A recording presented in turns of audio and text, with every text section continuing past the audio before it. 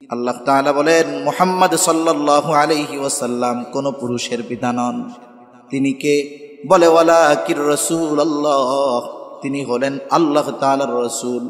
এই জন্য আল্লাহ তাআলা চেয়েছেন নবীর মাধ্যমে এই যে পুত্র পালক পুত্র সম্পর্কে যেই কুসংস্কার আরব সমাজে প্রচলিত হয়ে আসতেছিল, এটাকে নবীজির এই কর্মের মাধ্যমে আল্লাহ তাআলা চেয়েছেন কবর রচনা হয়ে যাবে।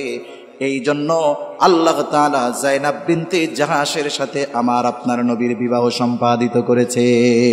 কারণ আল্লাহ তাআলা আমার আপনার নবীর সম্মানকে, আমার আপনার নবীজির মর্যাদাকে সমুন্নত করেছেন।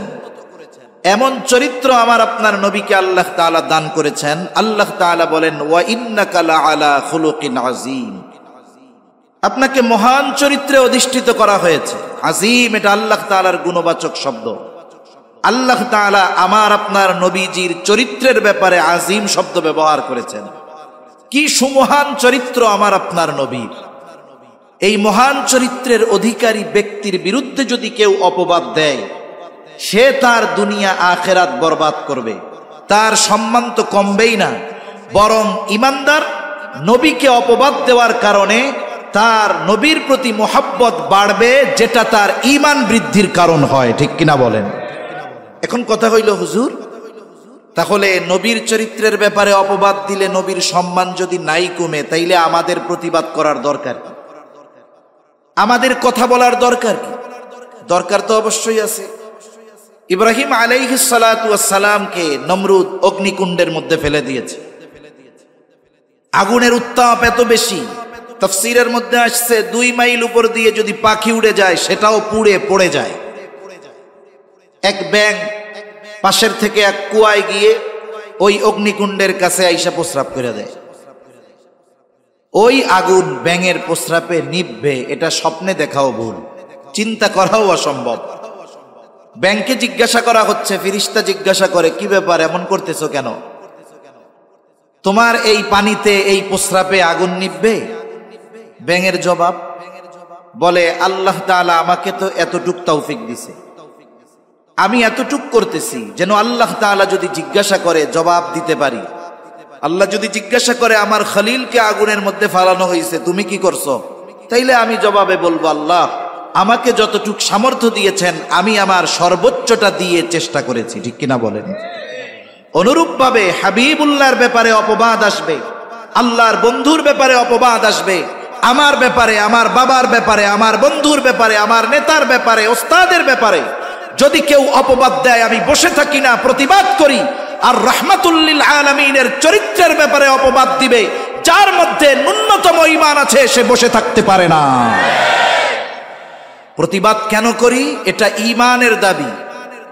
না করার কারণে নবীজির ক্ষতিও হবে না, সম্মানও করবে না, ক্ষতি হয়ে যাবে আমাদের, ঈমান শেষ হয়ে যাওয়ার আশঙ্কা আছে। এই জন্য ঈমানদার নবীর ব্যাপারে কেউ যদি কোনো কথা বলে, বেয়াদবিমূলক, বেনামাজি হোক, নবী প্রেম যদি তার অন্তরে থাকে, সে চুপ করে বসে থাকে না। সে নবীর মহব্বতে জীবন বিলিয়ে দিতেও সে দ্বিধাদ্বন্দ্বের মধ্যে পড়ে না। এই নবীর ব্যাপারে অনেকে অনেক ধরনের অপবাদ দেয়। 2-1টা অপবাদের কথা বলি এবং তাদের জবাবটাও আমরা একটু শুনে নেই। এতে কি হবে? নবীজির আলোচনার মাধ্যমে নবীজির প্রতি আমাদের মহব্বত বাড়বে, স্বাভাবিক বিষয়। এজন্য নবী সম্পর্কিত, সিরাত সম্পর্কিত আলোচনাগুলো আরো ব্যাপক হওয়ার দরকার। গতানুগতিক ধারার আলোচনা তো চলতে থাকবে, সাথে সাথে নবীজির জীবন কর্ম, জীবন দর্শন নিয়েও ব্যাপক আলোচনা হওয়ার দরকার। কারণ যার ব্যাপারে যত আলোচনা হয় তার প্রতি তত মানুষ জানতে পারে, তার প্রতি তত মানুষ আগ্রহী হয়। একটা মানুষের ভালো গুণ আপনি যত শুনতে থাকবেন, তাকে যদি আপনি নাও দেখেন, তার প্রতি আপনার মহব্বত, ভালোবাসা অটোমেটিক বাড়তে থাকবে। আবার যদি কারো ব্যাপারে আপনি শুধু খারাপ শুনতেই থাকেন, তাহলে কি হবে?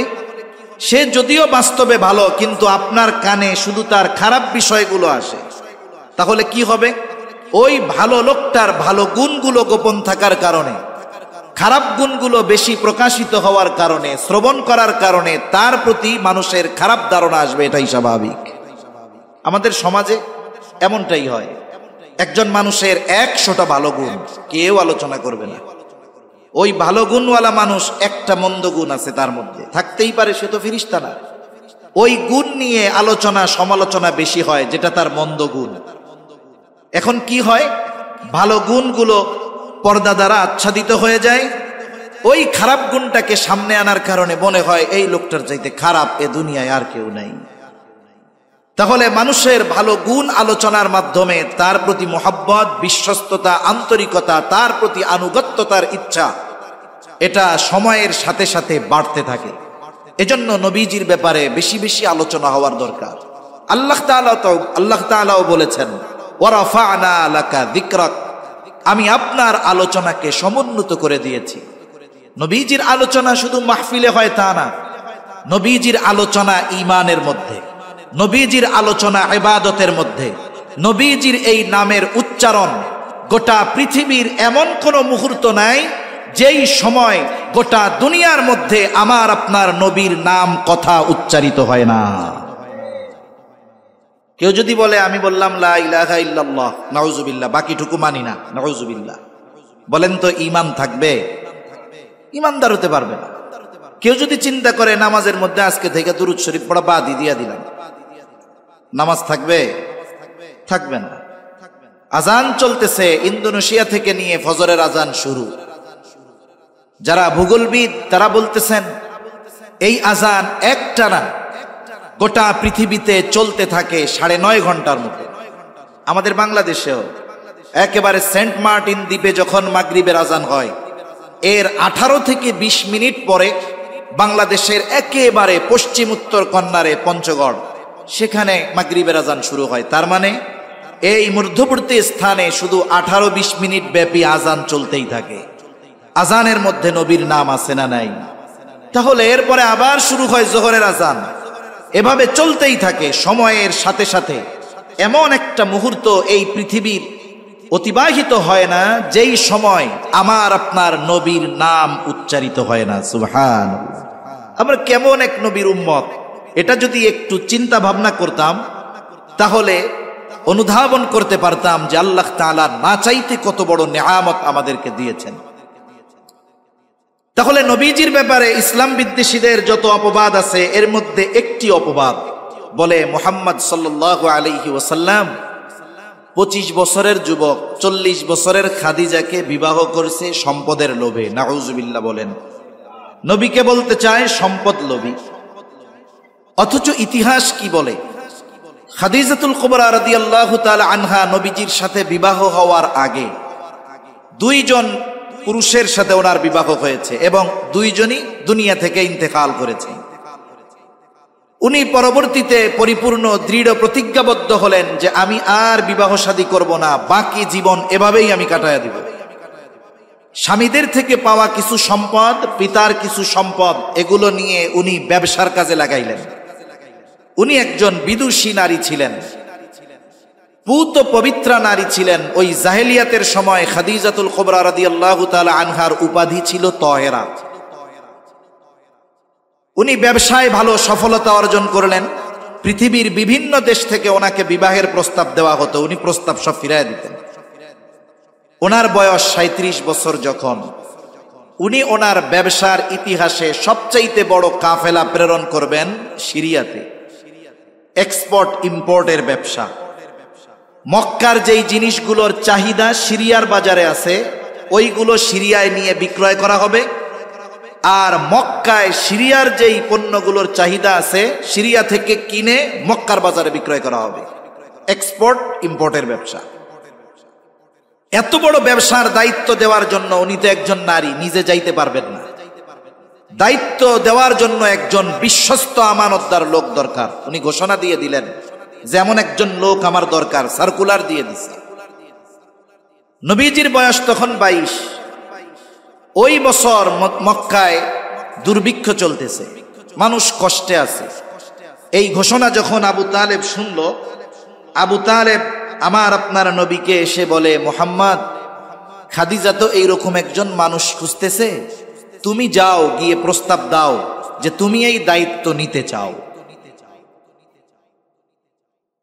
রাসূলুল্লাহ সাল্লাল্লাহু আলাইহি ওয়াসাল্লাম তখন কি বললেন?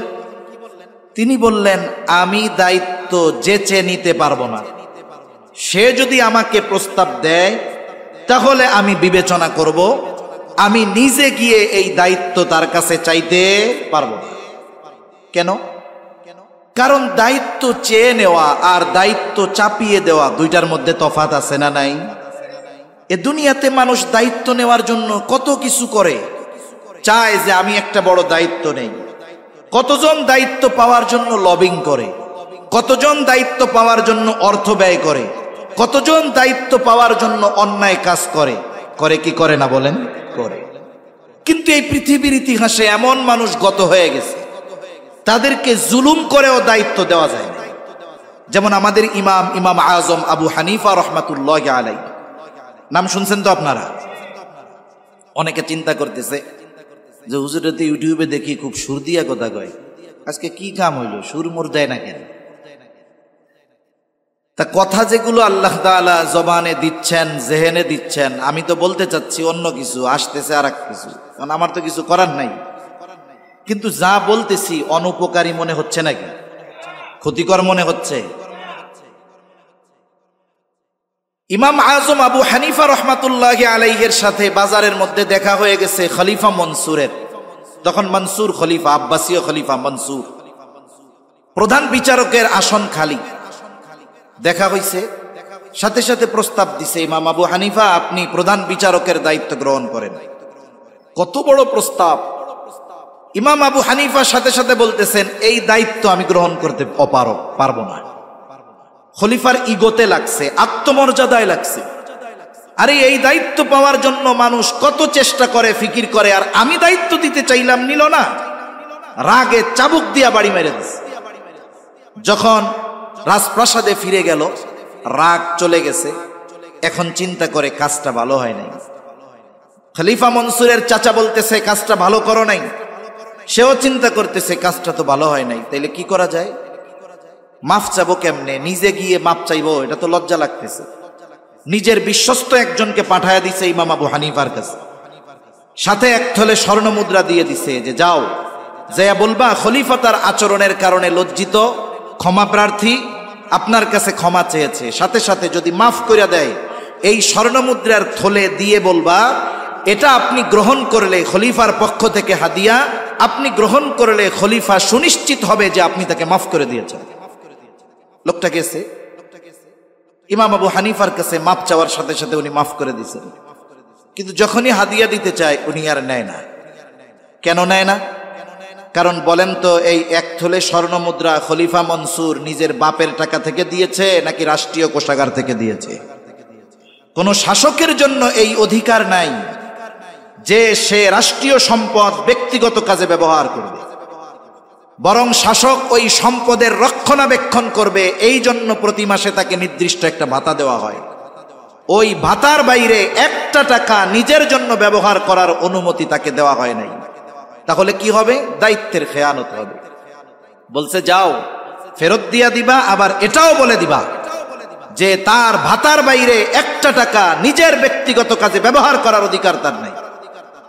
লোকটা গিয়ে খুব তেল মশলা লাগায়া খলিফার কাছে এই কথাটাকে উপস্থাপন করছে। আমরা তো অনেক সময় একজনের ব্যাপারে বলতে গেলে তিলকে তালও বানায় ফেলতে পারি। আর একজনকে ছোট বানানোর জন্য যত তন্ত্র মন্ত্র দরকার, এগুলো আমরা মোটামুটি খুব ভালোই জানি। এইভাবে উপস্থাপন করেছে। খলিফা প্রচন্ড রাগান্বিত হয়ে গেছে। পাইক পেয়ারাদারকে বলতেছে, যাও, কত বড় সাহস, আমার ব্যাপারে এরকম বলে, আটক করো, জেলখানায় আটকাও। ঐতিহাসিকেরা লিখতেছেন, চাবুক দিয়ে আঘাত করা হতো আর বলা হতো আপনি দায়িত্ব নেন প্রধান বিচারকের, তাইলে ছেড়ে দেওয়া হবে, নাইলে ছাড়া হবে না। চাবুকের আঘাত, জেল, জুলুম সহ্য করেছেন, তবুও দায়িত্ব নেন নাই। ঐতিহাসিকদের দুইটা মত পাওয়া যায়। একটা হলো উনি প্রচন্ড অসুস্থ, একটা সময় ওনাকে খাবারের সাথে বিষ প্রয়োগ করে হত্যা করে ফেলা হলো। আরেকটা মত হলো উনি যখন প্রচন্ড অসুস্থ, ওনাকে জেলখানা থেকে ছেড়ে দেওয়া হলো, কিন্তু গৃহবন্দী করে ফেলা হলো। জিজ্ঞাসা করা হলো, ইমাম আবু হানিফা, যেই দায়িত্ব নেওয়ার জন্য এত জুলুম অত্যাচার আপনার উপরে, সেই দায়িত্ব গ্রহণ করার যোগ্যতা পরিপূর্ণ আপনাকে আল্লাহ তাআলা দিয়েছিলেন, জুলুম সহ্য করলেন কিন্তু দায়িত্ব কেন নিলেন না? আবু দাউদের হাদিস, নবীজি বলেন, তোমাদের কেউকে যদি কোনো দায়িত্ব দেওয়া হয়, ওই দায়িত্বের যদি কেউ খেয়ানত করে, নবীজি বলেন খেয়ানতটা যদি সুচ পরিমাণ হয়, সুচ পরিমাণ, কিয়ামতের দিন ওই লোকটা আল্লাহ তাআলার সামনে খেয়ানতের বোঝা নিয়ে উপস্থিত হবে। ইমাম আবু হানিফা জানে যে দায়িত্ব নেওয়ার আগে এই দায়িত্ব সম্পর্কে আমাকে আল্লাহ জিজ্ঞাসা করবে না দায়িত্ব না নিলে, কিন্তু দায়িত্ব নেওয়ার পরে যদি আমি এই দায়িত্ব পালন না করতে পারি, আল্লাহ তাআলার কাছে জিজ্ঞাসিত হতে হবে। এই জন্য আমাদের অতীতের অনেক মানুষ জুলুম সহ্য করেছেন, তবু দায়িত্ব নেন নাই, পদ নেন নাই। আর আমরা অনেক সময় পদ নেওয়ার প্রতিযোগিতাও করি, ঠিক কিনা বলেন? তা কোন কথার থেকে গেলাম? যে রাসূল সাল্লাল্লাহু আলাইহি ওয়াসাল্লাম বলতেছেন যে আমি তাকে প্রস্তাব দিতে পারবো না, সে যদি প্রস্তাব দেয় ভেবে দেখব। কেন? কোন দায়িত্ব যদি আমি আপনাদের কাছ থেকে চেয়ে নেই যে এই দায়িত্বটা আমাকে দেন, ওই দায়িত্ব চেয়ে নেওয়ার পরে ওই দায়িত্ব পালনে যদি কোনো ত্রুটি বিচ্যুতি হয়, আপনারা কি করবেন? আমারে বলবেন, আরে হুজুর কাম কাজ পাও না, দায়িত্ব চাইয়া দাও, আবার পারো না পালন করতে, দায়িত্ব চেয়ে চেয়ে নিচ্ছ, তিরস্কার করবেন, কথা শোনাবেন। কিন্তু আমি দায়িত্ব নিতে চাই না, আমি চাই না দায়িত্ব নিব। আপনারা চাপায়া দিছেন, চাপায়া দেওয়ার পরে আমার দ্বারা যদি কোনো ত্রুটি হয়ে যায়, আপনারা বলার আগে আমি আপনাদেরকে জোর গলায় বলবো দায়িত্ব দিছেন কেন, ঠিক কিনা বলেন? কিন্তু যদি চেয়ে নেই, যদি ত্রুটি হয়, আমার বলার কোনো স্কোপ নাই, সুযোগ নাই। হযরত লোকমান আলাইহিস সালাম, পবিত্র কোরআনুল কারীমে ওনার নামে একটা সূরা আছে। উনি একজন প্রজ্ঞাবান ব্যক্তি ছিলেন। তাফসীরের মধ্যে আসছে ওনাকে নবুয়াত অথবা হিকমত, এই দুটো থেকে একটা গ্রহণ করার সুযোগ দেওয়া হয়েছে। উনি হিকমতকে গ্রহণ করেছেন, নবুয়াতির মতো মর্যাদাপূর্ণ বিষয়কে উনি গ্রহণ করেন নাই। গ্রহণ করেছেন কোনটা? হিকমত। প্রত্যেকটা নবী পরিপূর্ণ হিকমতওয়ালা, কোনো সন্দেহ নেই। তাহলে উনি যদি নবুয়াত গ্রহণ করতেন, হিকমত এমনিই পেয়ে যাইতেন, কিন্তু নবুয়াত গ্রহণ না করে হিকমত কেন গ্রহণ করলেন? জিজ্ঞাসা করা হইল। তিনি বললেন, আল্লাহ তাআলা যদি আমাকে নবুয়াত দিতেই চাইতেন, তাহলে দুইটা বিষয় আমার সামনে পেশ করে আমাকে বেছে নেওয়ার সুযোগ দিতেন না, বরং নিজের থেকে সরাসরি নবুয়াত আমাকে দিয়ে দিতেন, ঠিক কিনা বলেন?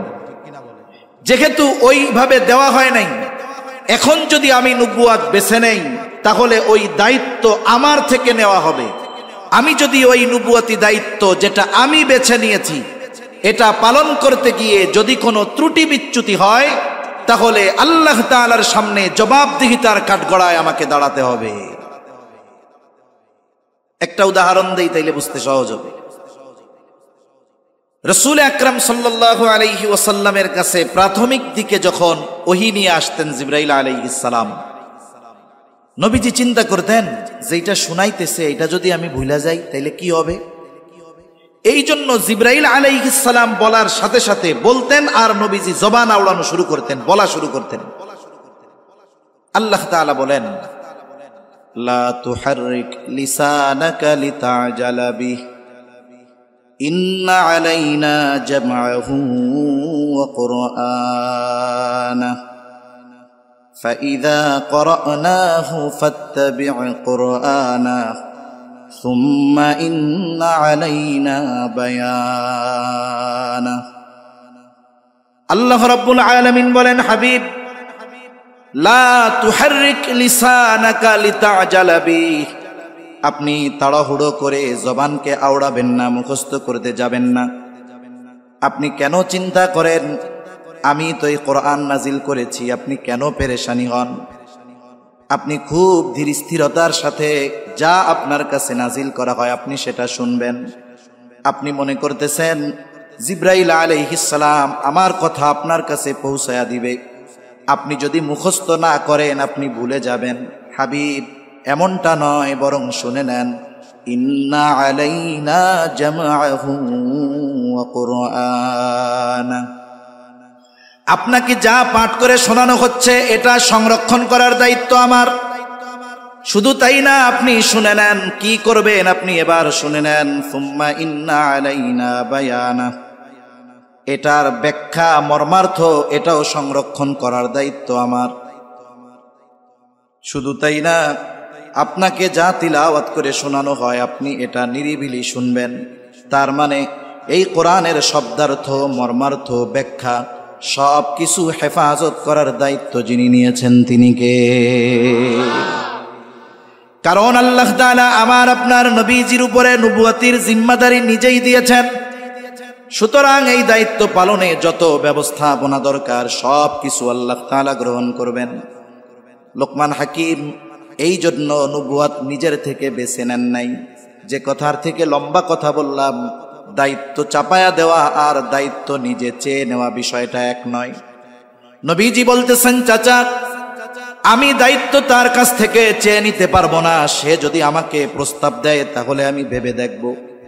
এত বড় অফার, হয়তো অন্য কেউ গিয়ে খাদিজার কাছে নিজের জন্য দায়িত্বটা চেয়ে নিতে পারে। আবু তালেব খাদিজার বাড়িতে চলে গেলেন। খাদিজার কাছে গিয়ে বলতেছে, খাদিজা জানতে পারলাম আপনি আপনার ব্যবসায়ী কাফেলার জন্য একজন বিশ্বস্ত মানুষ তালাশ করতেছেন। সেই বিশ্বস্ত মানুষ যদি আমার ভাতিজা মুহাম্মদকে দেওয়া হয়, দায়িত্ব দেওয়া হয়, আপনি কি সম্মত আছেন নাকি?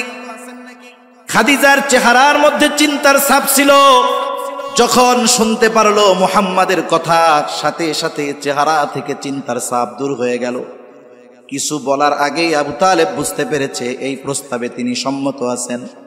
খাদিজা এবার বলে, এই দায়িত্ব যদি মুহাম্মদ গ্রহণ করে এর চাইতে উত্তম আর কি বা হতে পারে? তার মানে খাদিজাও আশা করে এরকম লোক। আবু তালেব এবার বলতেছে, তবে সমস্যাটা হলো আপনি যদি নিজের থেকে মুহাম্মদকে প্রস্তাব দেন তাহলে সে হয়তো দায়িত্বটা নিতে পারে। খাদিজা তখন কি বললেন? খাদিজা তখন বললেন, আবু তালেব মুহাম্মদ ব্যতীত আপনি যদি অন্য কারো ব্যাপারে আমাকে এমনটা বলতেন, আমি কশ্চিনকালেও মুহাম্মদ ব্যতীত অন্য কারো কাছে এই ব্যাপারে প্রস্তাব দিতাম না। তাকে প্রস্তাব দিতে আমার কোনো অসুবিধা নেই। এইবার খাদিজা আমার আপনার নবীকে প্রস্তাব দিলেন। আমার আপনার নবী দায়িত্ব গ্রহণ করলেন। কাফেলা রওনা হয়ে গেল। কাফেলার মধ্যে ওই কাফেলার খেদমতের জন্য খাদিজা দায়িত্ব দিয়ে দিল মায়সারাকে, তার গোলাম। মায়সারাকে খাদিজা বলতেন মায়সারা হলো আমার চোখ। এতটা বিশ্বাস তিনি করতেন তাকে। তার মানে মায়সারার দেখা আর আমার দেখা একই, মায়সারার বলা আর আমার বলা একই। মায়সারাকে দায়িত্ব দেওয়া হলো যে সবার প্রতি খেয়াল রাখবা, বিশেষ করে মুহাম্মাদের ব্যাপারে খেয়াল রাখবা। আমার আপনার নবী সিরিয়া চলে গেলেন। যে পণ্যগুলো নিয়ে গেছেন প্রায় দ্বিগুণ লাভে নবী বিক্রয় করলেন। আবার সিরিয়া থেকে যেই পণ্যগুলো কিনে আনলেন মক্কার বাজারে ওই রকম প্রায় দ্বিগুণ লাভে নবীজি বিক্রয় করলেন। লম্বা এক সফর শেষে নবীজি আসছেন। খাদিজার কাছে সব কিছু বুঝাইয়া দেওয়া হলো। খাদিজা মায়সারার কাছে গোটা সফরের কারগুজারি শুনতে চায়। কারগুজারি শোনাইল। বিশেষ করে আমার আপনার নবীর ব্যাপারে কয়েকটা আশ্চর্যজনক ঘটনা সে বর্ণনা করলো। একটা ঘটনা সে বলতেছে, গোটা আকাশের কোথাও কোনো মেঘ নাই, প্রচন্ড রোদ, কিন্তু মুহাম্মাদের সাথে যখন আমরা পথ চলতাম সব সময় এক খণ্ড মেঘ মুহাম্মাদকে সব সময় ছায়া প্রদান করত। এটা ছিল দুইজন ফেরেশতা, তারা তাদের ডানা দিয়ে নবীজিকে রৌদ্রের কষ্ট থেকে হেফাজত করতেন। আবার আরেকদিন ঘুমায় আছে মুহাম্মদ গাছের ছায়ায়। স্বাভাবিকভাবে সূর্য যখন সরে যাবে গাছের ছায়াও সরে যাবে, এটাই স্বাভাবিক। কিন্তু সূর্য সরে যায়, গাছের ছায়া সরে না। কি ব্যাপার? কাছে গিয়ে দেখি সূর্য সরে গেছে ঠিক, কিন্তু গাছ তার জায়গা থেকে সরে নাই। গাছ বাঁকা হয়ে আমার আপনার নবীকে ছায়া প্রদান করতে থাকে। আর এক জায়গায় নবীজি বিশ্রাম নিচ্ছেন। ওইখানে মায়সারার সাথে একজন পাদ্রীর দেখা হয়ে গেল। পাদ্রী মায়সারার কাছে জিজ্ঞাসা করে, কে ওই যুবক, নাম কি, বংশ কি, বাড়ি কোথায়? বিস্তারিত সব কিছু জানার পর ওই ব্যক্তি, ওই পাদ্রী মায়সারাকে বলতেছে, এই যুবক ভবিষ্যতে হয়তো নবী হবে। এই কথাগুলো যখন খাদিজার কাছে বলা হলো, খাদিজার ওই যে চাচাতো ভাই আরাকা বিন নাওফেল, ওই সময় তিনি তার কাছে গেছেন, যেই রকম কোন খবর টবর আছে নাকি, তুমি তো বড় আলেম বিজ্ঞ মানুষ। আরাকা বিন নাওফেল জানায়া দিল, হ্যাঁ ওই সময় নিকটবর্তী, এমন একজন মহামানবের আবির্ভাবের সময় নিকটবর্তী হচ্ছে। খাদিজাও চিন্তা করতেছে হয়তো সে হতে পারে সেই মহান ব্যক্তি। এইবার খাদিজা বিবাহ করতে রাজি ছিল না, কিন্তু নবীজির প্রতি তার একটা দুর্বলতা কাজ করা শুরু করলো। বান্ধবীদের মজলিসে খাদিজা বারবার শুধু আমার আপনার নবীর প্রশংসা করে। বান্ধবীরাও বলে, কি ব্যাপার, তুমি শুধু মুহাম্মাদের এত প্রশংসা করো কেন? তোমার কি মুহাম্মাদকে পছন্দ হয় নাকি? যদি পছন্দ হয় তাহলে তাকে তুমি বিবাহের প্রস্তাব দিয়া দাও। ওই সময়টাকে আমরা জাহেলিয়াতের সময় বলি, অথচ দেখেন ওই সময়ে বিধবা বিবাহ করাকে খারাপ কিছু মনে করা হইতো না, বরং এরপরে তো নবীজি বিধবা বিবাহ করার ফজিলতের কথাও নবীজি বলছেন। আবার যদি বয়সে কেউ বড় হতো, কোন নারী বড় হলে, বয়সে বড় হলে তাকে বিবাহ করাটাও খারাপ কিছু মনে করা হতো। কিন্তু এই সমাজে কোন যুবক যদি বলে যে আমি অমুকরে বিবাহ করতে চাই, তার 2টা স্বামী ইন্তেকাল করছে, এখন তার একটু বিবাহ করতে চাই, মা বাবা যদি আল্লাহর ওলিও হয় হার্ট ফেল করে পড়ে যাবে যে না না না এই কাম তুই করিস না, ইজ্জত যাইব গা। এটা আমাদের নিচু মন মানসিকতার কারণে। এজন্য ওই সময়ও বিধবা বিবাহ করা খারাপ কোনো কিছু ছিল না। আবার যদি বয়সে বড় হয়, এক্ষেত্রেও কেউ মাইনা নিতে চাবে না, বরং বন্ধু বান্ধব যারা আছে তারা বলবে ভালোই হয়েছে, তোমার বউরে ভাবি বলবো না দাদি বলবো, টের তো ভাই না, বয়সে বড় যে। আবার যদি বাচ্চা কাচ্চা কোনো থাকে তাইলে বলবে যাক খালি বউ পাও নাই, সাথে একটা ফিরিও পেয়ে গেছে। এই কথাগুলো আমাদের নিচু মন মানসিকতার পরিচয় বহন করে।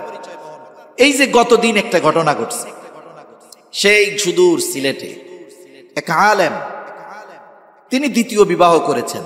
যতদূর আমি লম্বা অনেক কিছু জানি না, যতদূর শুনলাম অনলাইনে ফেসবুকে দেখলাম যে প্রথম স্ত্রী যিনি, তিনি নিঃসন্তান, সন্তান হয় না, এই কারণে তিনি 2য় বিবাহ করেছেন। এই 2য় বিবাহ করার কারণে প্রথম স্ত্রী স্বামীর উপরে এতটা রাগান্বিত হয়েছে, রাতের বেলায় তাকে অচেতন হওয়ার জন্য কিছু খাওয়াই দিছেন খাবারের সাথে। যখন তিনি অচেতন, তাকে শ্বাসরুদ্ধ করে হত্যা করে খাটের নিচে ফালায় রাখছে। পরে বাপের বাড়ি গিয়ে, শ্বশুর বাড়ি গিয়ে বলতেছে খুঁজা তো পাওয়া যায় না। এরপরে খুঁজে খুঁজে ঘরের মধ্যে পাওয়া গেছে। তা এমন এক অবস্থা, ওই সময় এটাকে খারাপ কোনো কিছু মনে করা হইতো না। আর খাদিজার চরিত্রের সৌন্দর্যের ব্যাপারে তো আরবের মানুষই বলছে তিনি তাহেরা, পুত পবিত্রা। খাদিজা বলতেছে আমি যদি মুহাম্মাদকে প্রস্তাব দেই আর সে যদি আমার প্রস্তাব ফিরিয়ে দেয় তাহলে আমার জন্য এটা লজ্জার কারণ হবে। মেয়েটা বলে তাহলে আমি তোমার পক্ষ থেকে প্রস্তাব দিয়ে দেই। বলে না, তুমি তার মনোভাব জানতে পারো, তবে আমি যে তোমাকে অনুমতি দিয়েছি এটা যেন সে না জানে। মেয়েটা এবার এসে আমার আপনার নবীর কাছে বলতেছে, ও মুহাম্মদ, বয়স তো কম হয় নাই, বিবাহ শাদী কি করবা না? আমার আপনার নবী বলতেছেন আমার তো কোনো সম্পদ টম্পদ নাই, টাকা পয়সা নাই, কেমনে বিবাহ করব? তোমার যাবতীয় সব খরচ বহন করার দায়িত্ব যদি কেউ গ্রহণ করে, তুমি কি তাকে মেনে নিতে রাজি আছো নাকি? তাকে বিবাহ করতে রাজি আছো নাকি? আমার আপনার নবী তখন বললেন, আমার চাচা, আমার অভিভাবক, যাও তার সাথে গিয়ে কথা বলো। আবু তালেবের কাছে প্রস্তাব দেওয়া হলো। লম্বা ইতিহাস। আবু তালেবের খুতবায় আমার আপনার নবীর সাথে খাদিজাতুল কুবরা রাদিয়াল্লাহু তাআলা আনহার বিবাহ সম্পাদিত হয়ে গেল। বিবাহের রজনী, এতকাল সম্পর্ক ছিল একরকম, এখন সম্পর্কটা হলো আরেক রকম। এই আলোচনাটা এই জায়গায় থাক, আমরা একটু আরেক দিক থেকে ঘুরে আসি। পবিত্র কোরআনুল কারীমের অন্যতম প্রসিদ্ধ একটি সূরা, সূরার নাম হলো সূরাতুদ দুহা। নাম শুনছেন না আপনারা? সূরা দুহা, এটা প্রসিদ্ধ একটা সূরা, ছোটবেলার থেকে আমরা না চিনলেও চিনি। কারি আব্দুল বাসেতের সেই তিলাওয়াত, জগৎ বিখ্যাত তিলাওয়াত, ওয়াদ-দুহা ওয়াল-লাইলি ইযা সাজা মা ওয়াদ্দাআকা রাব্বুকা ওয়া মা ক্বালা ওয়ালাল আখিরাতু খায়রুল লাকা মিনাল উলা ওয়ালাসাউফা ইউতিকা রাব্বুকা ফাতারদা। এই সূরা নাজিল হওয়ার কয়েকটা কারণ তাফসীরের মধ্যে পাওয়া যায়। প্রাথমিক দিকে রাসূল আকরাম সাল্লাল্লাহু আলাইহি ওয়াসাল্লামের কাছে ওহী আসা কিছুদিন বন্ধ ছিল। আর এক বর্ণনায় আসছে নবীজি অসুস্থ ছিলেন, তাহাজ্জুদের জন্য উঠতে পারেন নাই। এই দুইটা বিষয়ও হতে পারে যে ওহী আসা বন্ধ, সাথে সাথে তিনি অসুস্থ, তাহাজ্জুদের জন্য উঠতে পারেন নাই। এক দুষ্টু মহিলা এই কারণে বলতেছে মুহাম্মাদের রব মুহাম্মাদের প্রতি অসন্তুষ্ট হয়ে তাকে পরিত্যাগ করেছে, তার কাছে শয়তানটাও আসে না। নাউজুবিল্লাহ। জিবরাইল আলাইহিস সালামের কথা বলতেছে, সেও আসে না।